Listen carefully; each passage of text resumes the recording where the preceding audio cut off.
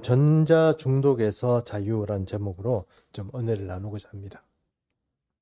지난주도 그랬고 이번 주도 좀 그렇고 전통적인 어떤 설교에서 조금 벗어나서 좀 우리 현실적인 문제를 조금 다루어 보려고 그렇게 설교를 좀 준비했습니다.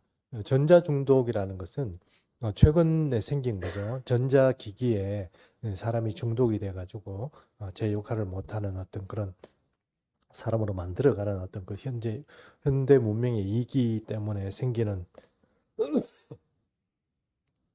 그런 중독의 문제를 오늘 좀 다루어 보려고 하는 것입니다. 먼저 중독이라는 문제에 대해서 조금 생각을 해보려고 하는데요. 이 생쥐 실험이라는 게 있습니다. 생쥐의 뇌에다가 전극을 이렇게 삽입하는 거예요. 전극을 삽입하면 전극을 삽입하고 이제 그 선을 연결을 해가지고 스위치를 이렇게 만들어 놓는 겁니다. 그러면 이 스위치를 딱 누르게 되면 이제 전기가 흐르겠죠. 그러면 이 생쥐의 뇌에 이 전극이 연결되어 있기 때문에 그게 이제 전기가 흐르니까 어떤 뇌에서 어떤 반응을 일으킬 거 아닙니까? 그 생쥐 뇌에서 도파민을 일으키는 전구 뇌를 이렇게 연결을 해가지고 스위치를 이제 사람이 누르는 게 아니고 생쥐 자기가 이렇게 누르는 거예요.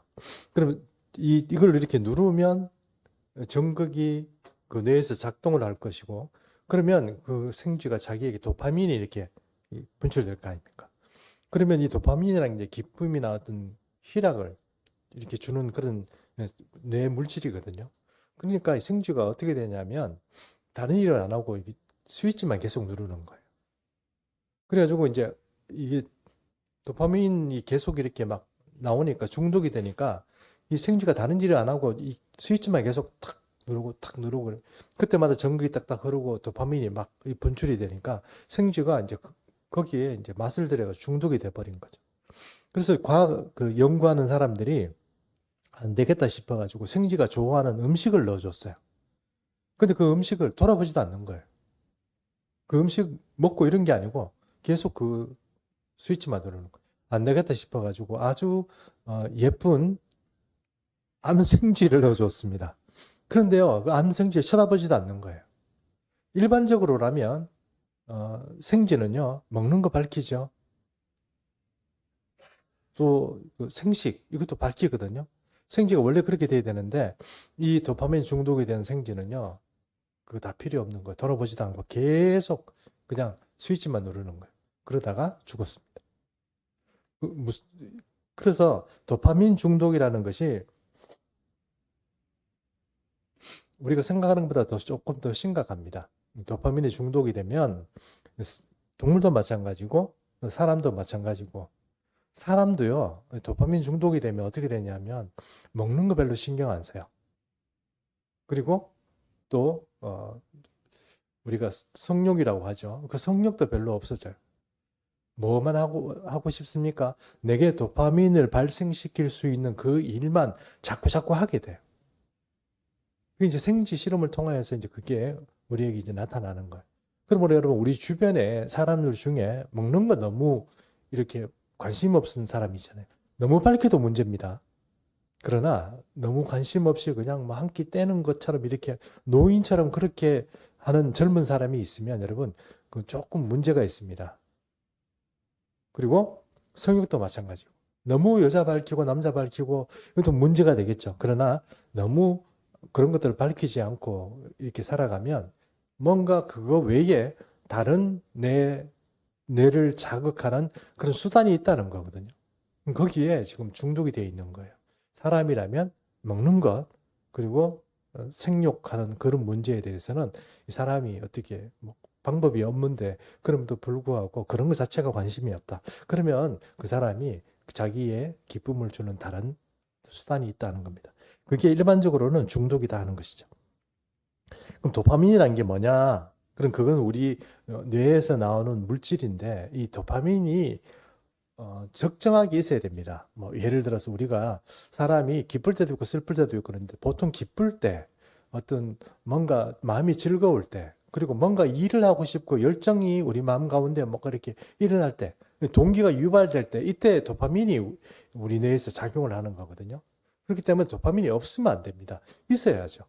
그런데 도파민이 또 적으면 어떻게 될까요? 우울증 걸리는 거죠. 우울증 걸리니까 매사에 의욕도 없고, 뭐, 일도 하기 싫어하고, 사람들이 뭐 깔리고, 결국은 자기 스스로 목숨을 끊는 그런 일이 이 도파민이 뭔가 부족하게 될 때 일어난다는 겁니다. 도파민이 과다하게 분출되면 어떻게 될까요? 사람이 이상한 사람 되는 거죠. 도파민이 과다하게 분출되면 그 사람이 중독 증상을 일으킵니다. 결국은 도파민을 너무 많이 발생시키도록 그렇게 하는 것, 그것은 오히려 사람을 정신병이 생기게 하거나 어떤 이상주의자로 만들어가는 그런 일이 생긴다는 것입니다. 그러므로 우리 뇌에서 나오는 이 도파민은 적절하게 있고 적절하게 동기가 부여되고 적절하게 그것이 분출이 됨으로 인해서 사람들이 쾌적하고 긍정적으로 살아갈 수 있게 해주는 것이다. 이렇게 말할 수 있습니다. 결국 도파민이 중독된다. 이 말이 바로 우리 사람을 중독시키는 어떤 물질이 된다. 이렇게 말할 수 있다는 것입니다. 알코올 중독자들 여러분 혹시 주변에 보셨는지 모르겠는데 저는 이제 직장 생활하면서 직장 상사들이나 아니면 또 여러 사람들을 통하여서 옛날에는 우리 회사 다니는 분들이 술을 좀 많이 마셨습니다. 요즘은 술 많이 좀 적게 마신다고 그러더라고요. 옛날에는 술을 많이 마셨거든요. 회식하면 뭐 1차, 2차 막 하고 이랬거든요. 월급 다 술값 날리고 뭐 이런 일이 많았습니다. 그런데 이렇게 보면 술을 많이 마시는 분들 중에 보면 뭐 얘기를 많이 하시는 분이 계세요. 그런데 이 사람들이 뭐 얘기를 많이 하는데 그 얘기를 들을 게 아무것도 없어요. 어떤 사람은 우리가 취중 진담이라는 얘기도 하잖아요. 사람이 취해야 거기서 진담이 나온다 이런 뜻인데 그런 그 알코올 중독된 사람들에게는 나타난 쓸말이 한마디도 없어요.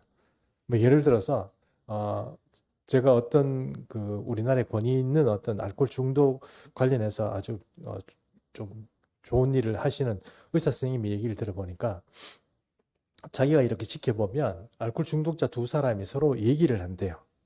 서로 얘기를 한대요. 욕도 섞어가면서 나름 진지하고 막 소리를 높여가면서 얘기를 한대요. 밤새도록 이야기를 하는데 쓸말이 하나도 없는 거예요. 자기도 무슨 말을 하는지 모르고 상대방도 그 상대방이 무슨 얘기를 했는지 전혀 모르는 거예요. 쓸데없이 밤새도록 떠들기만 하고 끝나는 거예요. 그게 알코올 중독자예요.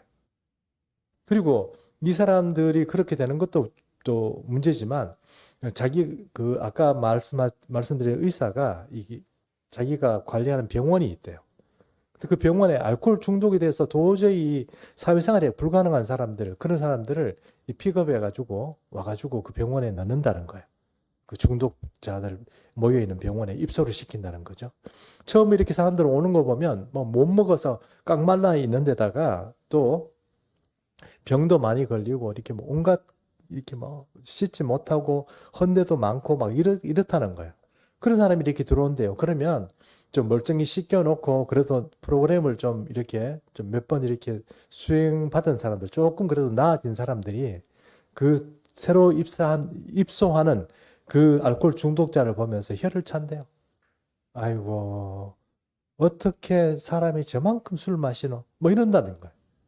사실은 자기였는데, 자기도 그렇게 형편없이 여기 입소했는데 사람의 무시가 다 어떻게 저렇게 형편없이 물을 그 사람들 끌끌 차고 어떻게 자기가 자기의 모습을 알지도 못하고 새로 이렇게 막 입소하는 사람들을 보면 혀를 차면서 그렇게 불쌍하다고 그러고 좀 이렇게 안 됐다는 식으로 어떻게 사람이 무지하게 저렇게 술을 마시냐 뭐 이런 식으로 얘기를 한다는 거예요. 참 우습다 하는 얘기죠. 중독된 사람들 이런 사람들은 특징이 하나가 있는데 자기는 잘 몰라요. 옆에 있는 사람이 압니다. 하지 말라고 해요. 근데 자기는 안 돼요. 이게 중독자의 어떤 좀 특징이다. 이렇게 말할 수 있습니다. 남은 또 잘 지적해요. 남의 어떤 그는 잘 봐요. 그런데 자기는 못 봐요. 이게 또 중독자의 어떤 그런 현상이다. 이렇게 말할 수 있습니다. 담배 얘기도 하나 조금 해보겠습니다. 중독 얘기를 오늘 이왕 한 김에 담배 얘기도 조금 하겠습니다. 담배가 이렇게 니코틴이잖아요. 담배를 이렇게 피우면 니코틴이 이제 이렇게 담배로부터 이렇게 나오는데 그게 뇌까지 가는데 7초가 걸린대요. 그러면 담배를 이렇게 딱 피우고 이렇게 하고 있으면 한 7초 후에 뇌가 어떤 각성을 받는다는 거예요. 그렇게 니코틴이 이렇게 있으면 뭔가 사람이 좀 평안해지는 것 같고 좀 뭔가 안정적이 되는 것 같아요. 여러분 담배를 안 피우시잖아요. 저는 담배를 피워봤거든요. 약간 골초스럽게 피워봤거든요. 담배도 중독이 되잖아요. 그 중독이 되는데 이거 담배 이렇게 탁 물고 갑자기 이렇게 내면은 세상 근심, 걱정, 업무 스트레스가 한꺼번에 같이 다 날아가는 것 같아요. 실제로 날아가겠습니까? 안 날아가겠죠. 그런데 날아가는 것 같아요. 이게 중독이거든요. 아무 현실적으로 해결되는 건 아무도 없는데 그때 그 안정을 찾는 것 같고 그때 당시에는 뭔가 있는 것 같아요. 그런데 그게 아니거든요. 우리 커피 마시잖아요. 커피는 니코틴이 아니고 카페인이 들어가 있잖아요.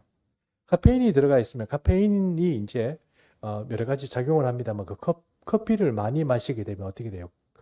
커피도 중독이 되죠. 커피 중독 내가 우리 교회에 몇 명 있어요, 보니까. 저도 마찬가지거든요. 커피를 안 마시면 정신이 안 돌아와요. 사람이 좀 뭔가 얼이 빠진 것 같고 이렇게 교회 이렇게 출근을 하면 아침에 아무도 없는데 이렇게 오면 뭔가 좀 허전하고 막 이렇게 불안해요. 커피를 한 잔 마시면 어떻게 돼요? 정신이 돌아와요. 아, 이거 오늘 뭘 해야지. 이러고 막 사람이 이렇게 막 생기거든요. 우리가 그거를 이제 카페인이라고 하는데 카페인은요, 이 카페인도 중독이 되잖아요. 근데 그 카페인을 많이 마시게 되면 혈류가 방해된대요. 그러니까 혈류가 빨리빨리 돌아가야 될 이 피가 팍팍 돌아가야 되는데 그 피가 팍팍 안 돌아간다는 거예요. 카페인을 많이 마시면 안 좋다는 겁니다. 그리고 카페인이 됐든 니코틴이 됐든 이런 것들이 우리 뇌에 바로 아까 말하는 것들을 그런 좋은 물질, 뭐 좋다기보다는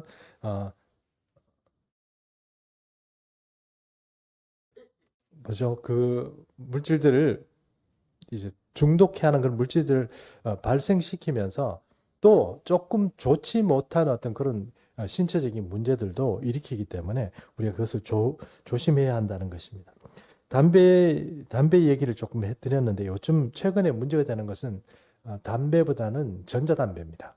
전자담배 뭔지 아시죠? 담배 대신 전자담배를 피우는 거거든요. 담배는 여러분 연초를 이렇게 말아가지고 태워가지고 거기서 연기를 맡아서 우리가 그 향과 맛을 느끼는 거거든요. 그래서 이제 니코틴이 이제 우리 속에 몸에 들어가는 건데 그거 다 빼버리고 연기는 나고 맛도 나고 향도 나는데 액상으로 이렇게 만들어 가지고 약간 가열해 가지고 거기서 나오는 기체를 마시는 겁니다. 어떻게 생각하면 그냥 화합물질이 막 그냥 막 같이 묻어 있는 이런 어떤 연초를 통해서 우리가 흡입하는 것보다는 오히려 좀 건강하게 정리를 다 해가지고 니코틴만 딱 들어가는 그런 어떤 전자담배를 피우면 좋을 것 같다. 이래가지고 전자담배를 담배의 대용으로 피우고 이런 분들도 많이 계시거든요. 그런데 여러분 담배를 피우다가 담배를 끊는 분은 계시대요. 근데 전자담배 피우다가 끊는 분은 거의 없다는 거예요. 끊을 수가 없대요. 근데 그 맛과 향이 좀 사람들이 좀 이렇게 혹하도록 그렇게 만들어 놓는데 전자담배도 굉장히 중독성이 있다는 거예요. 그리고 전자담배가 뭐가 문제가 되냐면 전자담배가 옛날에 그 마약 성분의 일종 요즘은 대마라고 합니다. 대마. 그러니까 대마라고 하는 그 식물이 있잖아요. 우리가 6, 70년대만 해도 우리 세대만 해도 대마 이렇게 얘기하면 이 들판에 이렇게 뭐 이렇게 그 대마가 크죠. 그러면 그 이파리를 잘라 가지고 말려 가지고 그것을 피운다고 이렇게 생각했어요. 6, 70년대만 해도. 근데 그 지금 대마는 그게 아니랍니다. 이거를 수확을 해 가지고 액상으로 만드는 거예요. 그러니까 액화 만든다는 거죠. 그것을 전자담배에 넣어가지고 피운다는 거예요. 방콕 정도에 가면 방콕 정도는 여러분 아시다시피 대마가 합법이잖아요. 합법이라기보다는 이게 지금 풀이돼 있거든요. 그러면 방콕 같은 데 가면 가게 같은 데 이렇게 가면 대마나 이런 것들을 파는 가게들이 있대요. 그런 가게에 가면 액상으로 대마를 이렇게 추출을 해가지고 파는 게 있답니다. 근데 그 대마 추출된 액상으로 된 것을 전자담배를 통해서 피우게 되면 어떻게 되느냐? 환각 증상이 100배가 더 올라간답니다. 그럼 우리나라에 지금 대마가 많이 수입되잖아요. 지금 대마가 수입 많이 됩니다. 다른 이제 마약도 수입 많이 되지만 대마 수입 많이 되거든요. 그럼 그 대마 수입된 것이 어떤 식으로 수입이 되겠습니까? 뭐 풀 같은 거 이렇게 해오겠습니까? 액상으로 수입이 됩니다. 그러면 그것은 어떻게 우리가 사람들이 그것을 이렇게 마실 수 있느냐? 바로 전자담배를 통해서 마실 수 있다는 겁니다. 그러므로 우리 그리스도인들이 담배 피지 말자 뭐 이런 얘기를 하고 또 마찬가지입니다만 우리 교회 분들 중에는 담배 피는 분 아무도 없으시죠? 대답이 없었어. 담배 피는 분이 아무도 없으시는데 특별히 부탁하는데 담배를 호기심 삼아 피울 수도 있습니다. 뭐 저도 피웠으니 뭐 할 말은 드릴 말은 없습니다만 전자담배는 절대로 태우지 마십시오. 전자담배 피우게 되면 대마로 연결되고 대마로 연결되면 반드시 다른 마약으로 연결된답니다. 그러니까 절대로 이 전자담배나 담배를 피우다가 대마로 연결되는 케이스가 일반인들보다 3배나 4배 정도 더 높답니다. 그러므로 대마, 특별히 전자담배 이거 하지 말라고 여러분에게 꼭 부탁드리고 싶습니다. 그리고 중독이 되면 사람들이 특징이 있습니다. 첫 번째 어떤 게 있냐면 가치관이 무너져요. 자기가 가지고 있는 어떤 생각들 자체가 좀 무너져. 이 사람은 뭐 정체성 자체가 무너져요. 정신없는 사람이다 이렇게 말할 수 있는 사람이 돼요. 뭘 어떻게 살려고 하는 뭐 삶의 동기나 이런 그런 것들이 다 무너지게 된다는 겁니다. 그냥 뭐 때문에 사느냐 도파민 중독 때문에 사는 거죠. 도파민이 중독되는 일에만 내가 머리를 쓰고 삶을 쓰고 돈을 쓰고 그렇게 살아가게 된다는 겁니다. 중독이 그래서 무서운 거죠. 또 두 번째가 생활이 불규칙해져요. 생활이 불규칙해요. 이 일반적인 생활이 잘 안 돼요. 밤에 야간에 일하는 분들이 계시잖아요. 밤에 야간에 일하는 분들은 밤에 깨어 있어야 될 이유가 있잖아요. 근데 그렇지 않는데도 밤에 일하고 낮에 주무시는 분이 계세요. 그러면 어떻게 정상적인 사회생활이 안 되겠죠. 이 중독에 있는 문제가 그렇다는 것입니다. 또 가족이나 공동체에 대한 어떤 책임감이 결여되어 있어요. 가족에 대해서 어떤 책임감을 가지거나 집안을 뭐 어떻게 청소한다거나 집안의 어떤 일을 함께 한다거나 이런 것들이 결여되어 있어요. 이게 중독자가 가진 어떤 현상입니다. 또 거짓말도 많이 해요. 거짓말을 많이 하게 돼 있습니다. 왜냐하면 내가 지금 하고 있는 이런 처지를 피하기 위해서 거짓말을 많이 합니다. 또 그 다음에 주변에 보면 이 중독자들은 주변에 중독자들이 있대요. 그러면 그 사람을 어떤 식으로든 좀 차단하는 것도 필요해요. 여러분 교회도 있잖아요. 이런 게 있습니다. 교회도 선한 영향을 끼치는 사람들이 있어요. 성령으로 충만하고 선한 영향을 끼치는 사람들이 있어야 돼요. 그래야 사람들이 우리가 무조건 붙들어 놓고 교육을 한다고 해서 사람이 잘하지 않습니다. 그래서 사람이 잘하면은 뭐 교회는 맨날 월요일부터 토요일까지 맨날 성경 공부하고 맨날 뭐 제자 훈련하고 그렇게 하겠죠. 근데 그렇게 해서 사람이 잘하지가 않아요. 물론 이 모든 것들이 하나님께 달려 있습니다만 하나님의 성령 은혜가 달려 있습니다만 어쨌든 어디에 가장 영향을 받느냐. 교인들은 교인을 통하여서 영향을 받습니다. 그러므로 여러분 기왕 하나님의 사람으로 우리가 헌신했으면 내가 선한 영향을 끼치는 사람으로 헌신할 수 있도록 주님 앞에 기도하면서 그렇게 사셔야 합니다. 그것이 교회를 성장시키고 다른 사람을 돕는 방법입니다. 그러므로 하나님 앞에 선한 영향을 끼치는 사람으로서 남에게 보발이 되는 그런 어떤 분들이 되어 주셔야 됩니다. 그런 사람이 있으면 선한 영향을 받습니다. 그런데 중독자들 주변에는 중독자들이 있어요. 그러면 저 사람도 안 되고 얘도 안 되고 저도 안 되고 내 주변에 있는 사람들이 안 되면 나도 같이 포기 먹고 계속 중독으로 빠져들어가는 그런 사람들이 많답니다. 그러므로 중독자 옆에는 절대로 중독자를 두면 안 된다. 그렇게 말을 합니다. 자, 지금까지 중독에 대해서 여러 가지 이야기를 했습니다. 그런데 이제부터 오늘 우리가 이제 조금 다루려고 하는 이야기, 목사님 설교 다 끝난 거 아닙니까? 이렇게 얘기하는 지금 이제부터 시작입니다. 네, 전자중독에 대해서 조금 말씀을 드리겠습니다. 현대인이 하루에 전자기기를 사용하는 시간이요. 보통 11시간이야. 평균. 현대인들이 PC를 보거나 아니면 내가 핸드폰을 가지거나 아니면 탭을 가지고 뭘 하는 작업, 전자적인 어떤 기기를, 디바이스를 가지고 내가 움직이는 시간이 11시간이래요. 그러니까 생활의 반 정도가 뭐예요? 전자기기하고 붙어가지고 내가 사는 거거든요. 그리고 이 휴대폰을 내가 몇 번 들으냐. 하루에 150번을 이렇게 휴대폰을 든답니다. 뭐 이렇게 들고 이렇게 뭐 어디에 주머니에 넣었든지 아니면 어디에 놔뒀다가 휴대폰을 들고 보고 뭐 이렇게 한다는 겁니다. 휴대폰 이게 위에 앞에 터치하는 거 있잖아요. 터치를 하루에 2617회 한대요. 평균. 일반적인 사람들이 2617회를 한대요. 대단한 거죠. 이렇게 사람들이 11시간 정도 붙어 있으면서 2617회를 계속 터치하고 뭐 이렇게 한다고 생각해 보십시오. 이렇게 많은 분들이 그 기기에 중독이 될 수밖에 없는 거죠. 그래서 전자 중독을 일으키는 어떤 폐해가 있는데요. 전자기기에 중독이 되면 몇 가지 폐해가 있는 첫 번째 뭐냐면은 수면의 질이 떨어진다는 거. 잠자는 게 문제가 돼요. 불균형해져요. 잠자는 게 밤에 되면 뭐 10시에 딱 잔다. 이게 보통 일반적인 사람이라면 10시에 못 자는 거죠. 10시 잔다고 말은 했는데 2시, 3시까지 막 깨어 있다가 자는 거죠. 이게 좀 사담입니다만 예전에 저희 가족이 이제 저희 부모님이 계시는 집에서 잔 적이 있어요. 이렇게 이제 그날 본가에서 이렇게 우리 한 번씩 자잖아요. 그러니까 이렇게 잔 적이 있는데 이렇게 우리 집 사람이 이렇게 밖에 이렇게 나와 보니까 텔레비 소리가 자꾸 나니까 그 사람이 나와 봤대요. 나와 보니까 우리 아버님이 이렇게 밖에서 거실에서 주무시는 거야. 텔레비 켜놓고.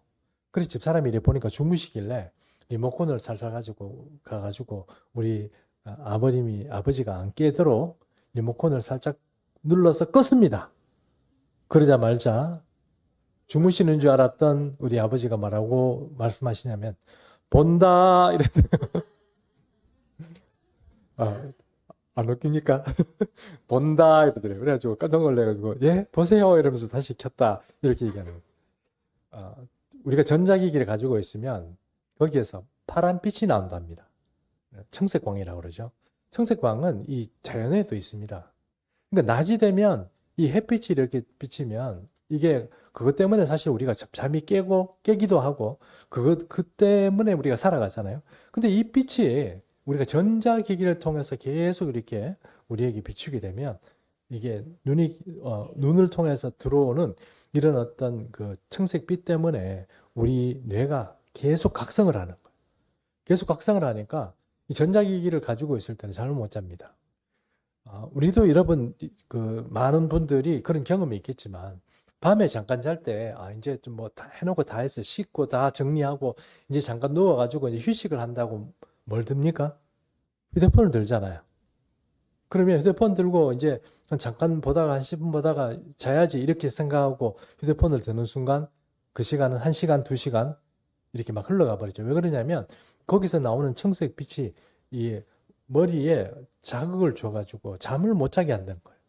그게 태양에서 있고 그 다음에 바로 우리 전자기기를 통해서 나온다는 겁니다. 제가 아까 잠깐 사담으로 우리 아버지 말씀을 드렸지만 우리 아버지는 가수면 상태인 거예요. 밖에서 봐서는 주무시는 거예요. 그런데 실제로 정신은 어때요? 본다는 거예요. 보지는 않아요. 그런데 본다는 거예요. 파란색 빛이 이렇게 비치고 계속 이렇게 할 때 잠이 오는 게 아니고 뭔가 가수면 상태로 계속 이렇게 깨어 있으면서 자는 어떤 이상한 그런 상황이 된다는 거예요. 그러므로 이 숙면이 어려워지는 거죠. 그래서 우리가 현대인들이 바로 이 스마트폰을 특별히 자기 전에 보는 거, 그거는 조금 주의를 해야 된다. 이렇게 말합니다. 또 두 번째, 호르몬의 분비를 좀 교란시킵니다. 도파민이 우리의 어떤 신체적인 문제를 이렇게 일으키는데 그것이 우리 뇌를 해킹한다 이런 표현을 합니다. 해킹하게 되면 이것이 우리 뇌에서 여러 가지 뭐 불협화음을 일으키는데 어떤 것들을 일으키냐면 이 뇌과학자들이 연구에 의하면 도파민의 문제가 그냥 우리가 말하는 어떤 뇌의 문제만 아니고 신경에도 문제가 생긴답니다. 그 예를 들어서 0세에서 10세의 아이들이 이 그러니까 휴대폰이나 아니면 전자기기를 계속 보게 되면 어떤 문제가 생기냐면 이게 도파민이 일어나서 우리 이 아이들이 요때는 신경 물질이 이렇게 시냅스라고 하는데 그것들이 이렇게 막 생긴대요. 그러니까 우리도 피도 마찬가지고 뭐 예를 들어서 피가 한 곳이 막히게 되면 그 피는 이 끝까지 살아가려고 다른 데로 우회하는 거 아시죠? 지가 핏줄을 다시 만들잖아요. 모르셨구나. 그렇게 합니다. 그러다 보니까 이 뭔가 이렇게 우리가 몸에서 혈관이 잘 안 흐르는 사람은 이렇게 사진을 자세하게 찍어보면 온갖 뭐라고 할까요? 가지들이 우리 몸에 많이 생겨요. 그래서 뭐냐면은 그 피가 살려고 자기 나름대로 핏줄을 다시 길을 찾아 만들어 가기 때문에 그래요. 신경도 똑같아요. 신경이 우리 보통 이제 0세에서 10세, 10세 사이에 이 신경이 이제 생기게 되는데 이 신경을 생기는 그 과정에서 이제 뇌백질이라고 그런답니다. 그게 이제 여러 가지 어떤 신경을 만들고 또 어떤 기둥을 만드는 건데 그것들이 문제가 생겨가지고 신경 전달이 늦어진대요. 예를 들어서 언어적인 어떤 신경이 발달이 늦게 되면 말하는 게 늦어지고 또 뭔가 여러 가지 우리 물질 이 신경계통 여러 가지 있잖아요. 신경이 여러 가지가 있잖아요. 그런 것들이 10세가 딱 되면 없앨 거 없애고 생길 거 생기고 이렇게 해서 딱 이제 정리를 한대요. 그런데 이때 아이들에게 가장 영향력을 끼치는 것이 뭐냐 하면은 바로 휴대폰이랍니다. 휴대폰을 많이 보게 되면 신경 이 전달 체계 자체를 이렇게 만들어 가는데 쓸데없는 것을 없애는데 그거는 우리 인간에게는 굉장히 유익한 것들을 없애버리고 필요 없는 도파민만 자꾸 이렇게 만들어지는 그런 쪽으로 신경이 자꾸 발달이 돼버리면 얘는요 좀 이상한 애가 돼버리는 거예요. 말도 늦고요. 우리가 경계선 장애라고 그러잖아요.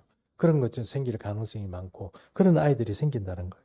그러므로 아이들에게 이런 뇌파에 영향을 미치는 그런 어떤 중독 문제는 좀 조심을 해야 되겠다는 것입니다. 3살에서 5살 사이의 아이들을 대상으로 휴대폰 보는 거를 이렇게 휴대폰을 얼마나 보느냐 그걸 이렇게 대가 통계를 내 가지고 이렇게 보니까요. 그게 뇌백질이라고 하는데요. 뇌백질은 이제 아이들의 어떤 그런 사고를 이렇게 만들어가는 머리를 만들어가는 그런 어떤 뇌에 있는 어떤 그런 물질이라고 할 수 있는데 요게 거기에 구멍이 생긴다는 거예요. 구멍이 생긴다는 표현이 좀 이상하지만 그것이 마치 뼈에 구멍이 뚫리는 것처럼 거기에도 이렇게 문제가 생긴다는 거예요. 그래서 그것은 우리가 뇌가 꽉 차 있고 이렇게 뇌가 어떤 힘을 탄탄하게 이렇게 만들어졌을 때는 그 아이들이 정상적으로 뇌가 잘 돌아가는 그런 사람이 되지만 그런 것들이 제대로 되어 있지 않으면 이제 바로 이제 문제가 생길 가능성이 많다는 것입니다. 세 번째는 집중력이 이제 떨어집니다. 전자중독되어 있는 사람이 집중력이 많이 떨어지잖아요. 우리가 왜 그러냐면 이게 어떤 패드를 보거나 휴대폰을 이렇게 계속 보다 보면 여기에는 굉장히 익숙해지는데 다른 일이 안 돼요. 예를 들어서 휴대폰을 많이 보는 사람은 책을 잘 못 읽습니다. 제가 그래요. 목사님 왜 그래요? 휴대폰 그렇게 많이 봐요. 그게 아니고 저는 눈이 안 좋아서 그렇게 하는 겁니다. 그런데 이 휴대폰을 통해서 많이 보게 되면 다른 것들이 활동이 잘 안 돼요. 뇌 활동이 잘 안 돼요. 요것만 돼요. 그러므로 옛날에는 우리가 책을 많이 읽어라 이렇게 막 사람들에게 많이 얘기하잖아요. 일부 사람들은 책을 좀 읽긴 합니다만 많은 경우 일반적인 학생들에게 요즘은 그런 어떤 책을 읽고 책의 어떤 깊은 세계에 빠져들기보다는 어떤 식으로 이렇게 많이 유도를 하냐면 이 정보를 취합하는 그런 쪽에 자꾸 아이들을 유도하고 그런 쪽으로 가르칩니다. 결국은 어떤 문제가 생기느냐? 집중력이 좀 떨어져요. 이게 예수님, 오늘 제가 얘기하고 싶은 이야기가 이겁니다. 여러분, 기도 잘 안 되시죠? 또 성경 잘 안 읽어지죠? 신앙생활 하는데 하나님한테 집중이 잘 안 되죠? 그건 뭐 때문에 그렇습니까? 집중력이 떨어져서 그래요. 그 집중력이 떨어지는 게 뭐 때문에 그렇습니까? 이렇게 얘기를 하면 여러분, 우리가 이 문명의 이기라고 하는 것들이 결국 우리 집중력을 떨어지키고 하나님으로부터 우리를 자꾸 분리하는 일을 하는 거예요. 그래서 전자중독이라는 것은 뭐 우리가 전자중독에 돼 있다 이렇게 말씀을 드린다기보다는 그것이 결국은 우리의 시간이나 우리의 열정이나 우리의 신체나 어떤 것들을 에너지들을 자꾸 빼앗아 가지고 자꾸 이 하나님으로부터 멀어지게 만든다 하는 것입니다. 그러므로 전자중독은 치료가 돼야 됩니다. 치료가 돼야 되는데 전자중독 그러면 목사님 전자중독을 어떻게 치료합니까? 제가 오늘 드리고 싶은 말씀은 이거죠. 우리가 신앙의 어떤 자세를 회복하기 위해서 전자중독에서 벗어나자 이 얘기를 지금 하는 거거든요. 그럼 그거 어떻게 해야 됩니까? 중독에 빠진 사람들, 그러니까 전자중독에 빠진 사람들 뭐 어떻게 하는 게 좋겠습니까? 1번 약을 먹인다. 2번 전자기기를 만지지 못하도록 감옥에 가둔다. 이렇게 하면 전자중독이 없어질까요? 실제로 여러분 생각해 보십시오. 우리 아이들이 만약에 휴대폰 들고 계속 게임하고 있으면 부모가 속이 불타잖아요. 불타가지고 어떻게 합니까? 어릴 때는 두들겨 패잖아요. 안 패는 거나 요즘은. 어쨌든 뭐 못하도록 강압하고 막 이렇게 막 뭐라고 하고 또 말 안 듣고 그러면 대들다가 또 두들겨 맞고 이러잖아요. 그렇게 하면 없어집니까? 안 되거든요. 팬다고 되면 패야죠. 팬다고 되면 패야죠. 진짜입니다. 왜냐하면 이게 평생 가는 그 일을 지금 부모가 뭐 좀 힘들더라도 마음이 좀 아프더라도 패가지고라도 바로 잡아야죠. 그래서 그게 팬다고 될 일이 아니에요. 그래서 여러 가지가 있습니다만 두 번째 뭐냐면 이런 겁니다. 이 생활이 불규칙해요. 이 전자중독이 되는 사람들, 아까 말한 것처럼 생활이 불규칙해집니다. 제가 전자중독 이야기를 잠깐 말씀드린 건 저는 그게 심각하다는 것을 경험을 해봤습니다. 회사 다닐 때요. 게임에 중독이 된 적이 있거든요. 게임이 중독이 되니까 회사 출근을 해가지고 제 노트북을 가지고 다른 사람이 아무도 없는 강의실 같은 데 숨어가지고 4시간, 5시간 점심은 어떻게 해결해요? 안 먹거나 햄버거 사면 되잖아요. 햄버거 먹어가면서 게임하는 거예요. 4시간, 5시간. 요즘은 4시간, 5시간도 게임이 안 되죠. 한 10시간씩 그냥 뭐 한다고 그러더라고요. 밤새도록 하는 우리 친구들도 있습니다. 이게 바로 이런 전자중독에 바로 중독됐기 때문에 그랬어요. 생활이 불규칙해요. 그러므로 이 사람들은 무조건 게임하지 마라 이렇게 해가지고 될 일이 아니고 생활이 규칙적으로 돌아가도록 만들어야 됩니다. 강제적으로. 생활이 규칙적으로 돌아가도록. 그렇게 만들어야 됩니다. 그것이 해결하는 방법이 첫 번째. 아침에 딱 일어나서 오늘 뭘 해야 된다. 이렇게 해가지고 그 사람이 레귤러하게 그 안에서 움직여 가도록 그렇게 만들어야 돼요. 다른 방법이 없대요. 약을 먹어도 안 되고 다른 방법이 없으니까. 그렇게 하는 거예요. 두 번째 방법은 이렇게 규칙적으로 살아갈 수 있도록 환경을 만들고 그렇게 만드는 거예요. 또 한 가지 마지막 또 한 가지 방법은 뭐냐면은 도파민 디톡스를 해야 된대요. 도파민을 발생시키는 그 디톡스. 그러니까 전자기기를 통해서 계속 내가 받아들이는 이 도파민을 자극하는 그 물질을 자극하는 그 기쁨을 여기서 디톡스를 해야 된다. 그래서 디톡스를 어떻게 하느냐? 이렇게 하면 뭐 여러 가지 방법이 있겠습니다만 우리 기독교적으로 얘기를 하면 금식을 하는 거예요. 전자기기 금식을. 미디어 금식을 하는 거죠. TV, 휴대폰 안 보기를 하는 거죠. 여러분 이거 어떻게 생각할지 모르겠지만 주일날 있지 않습니까? 여러분 일주일 다 하기는 힘들다고 그러면 주일날만이라도 휴대폰 보지 마십시오. 그러면 확실히 개선됩니다. 정말입니다. 주일날만이라도 휴대폰 안 보면 여러분 확실히 도파민이 됩니다.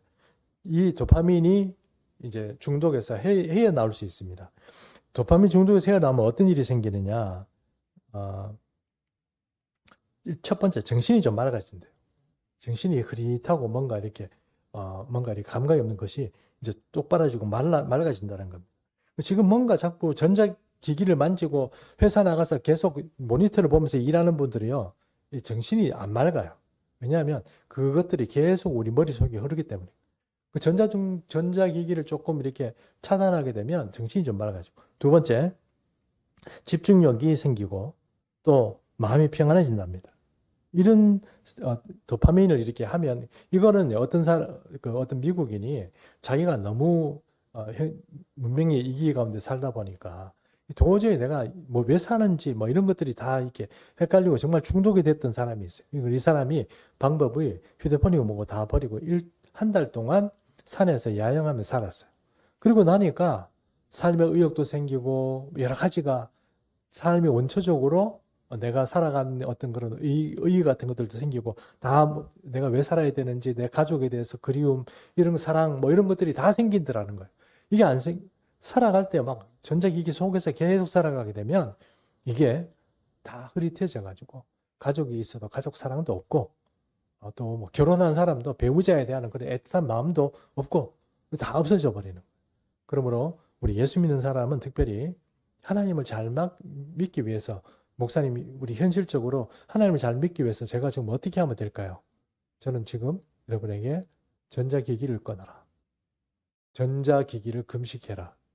안 되면 주일날만이라도 너무 오락거리를, 성경이 말씀하는 것처럼 주일날 내 오락거리를 쫓아 행하지 말고 하나님을 묵상하고 그렇게 살아라. 편안하게. 잠만 자고 뭐 먹을 것만 먹어도 된다. 그냥 뭐 놀아도 된다. 그러나 내 오락거리를 쫓아서 행하지 아니하고 그것을 전자기기를 통해서 내 도파민을 자극하는 일에 그렇게 내 머리를 쓰지 마라. 하루 일주일에 한 번만이라도 그렇게 하면 하나님과 점점 더 가까워지고 하나님의 음성을 듣게 되고 그렇게 된다 하는 것입니다. 자, 오늘 성경 본문만 한번 읽고 말씀 조금 나누고 마치겠습니다. 고린도서 13장 11절 제가 읽겠습니다. 내가 어렸을 때 행하는 것이 어린아이와 같고 깨닫는 것이 어린아이와 같고 생각하는 것이 어린아이와 같다가 장성한 사람이 되어서는 어린아이의 일을 버려놓으라 이랬습니다. 어제 제가 아니 어제가 아니죠. 아래께 제가 좀 교회에서 막 이렇게 기도하는데 전자중독에 대해서 주님 어떤 성경 본문이 좋겠습니까? 이렇게 묵상하는 중에 이 말씀이 제게 이렇게 떠올라서 이 말씀을 준비했습니다. 여러분 지금 우리가 지금 전자중독 얘기하지만 이게 이렇게 심각하지만 이게 사실은 원래 누구의 문제였냐면은 마음이 약하고 어린 사람들의 문제였어요. 근데 이게 점점 더 현대인들이 마음이 약하고 하나님이 그 속에서 떠나고 그런 어떤 하나님을 추구하고 또 행위상학적인 어떤 그런 문제에 대해서 집중력이 떨어지기 시작하자 사람들이 전부 영적으로 또 심적으로 이렇게 추락을 해가지고 전부 어린아이가 돼버렸어요.